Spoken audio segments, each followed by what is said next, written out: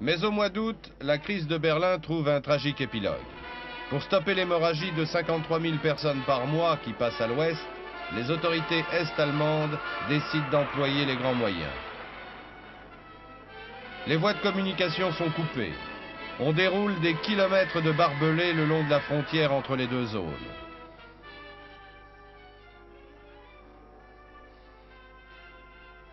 Et puis, à la stupeur générale, les premiers éléments bétonnés d'un mur se dressent.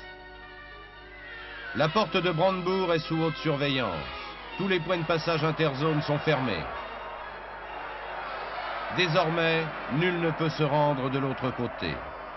À l'ouest, on manifeste partout son opposition contre ce que l'on appelle déjà le mur de la honte.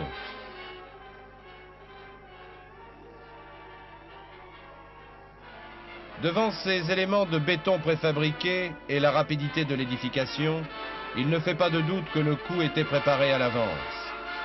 Pierre après pierre, les portes, les fenêtres, les rues sont cimentées.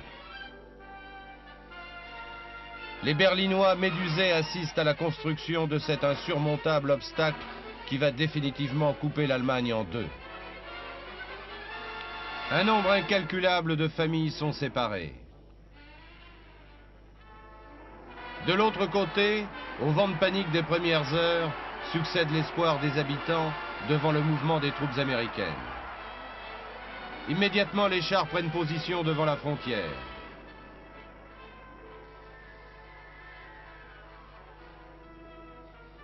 Les effectifs sont renforcés, mais la note de protestation faisant acte de violation du statut de la ville est rejetée par Moscou.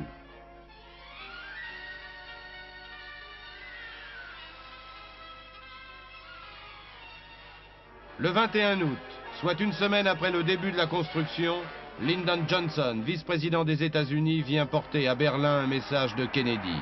Jamais vous ne serez abandonnés.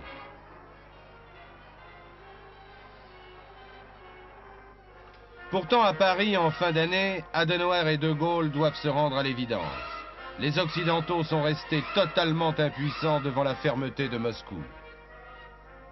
Échec des 4 ministres des Affaires étrangères.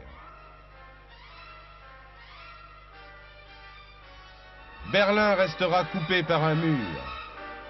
Sur place, les sentinelles montent bonne garde. Elles ont ordre de tirer à vue sur qui tenterait de s'enfuir.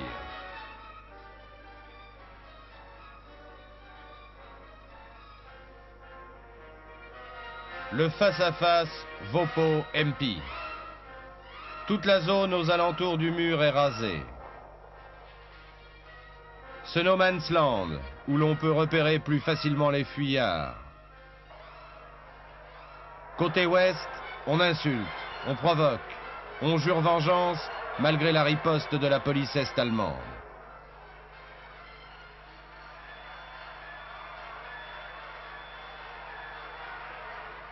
Mais dans quelques endroits, le mur est encore peu surveillé.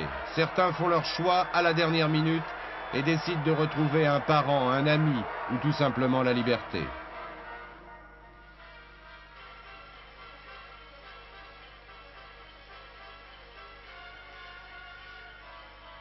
Évasion spectaculaire, livrant au monde des images que l'histoire n'oubliera jamais, comme ce Vopo, un policier est-allemand qui abandonne son fusil et saute vers un autre monde.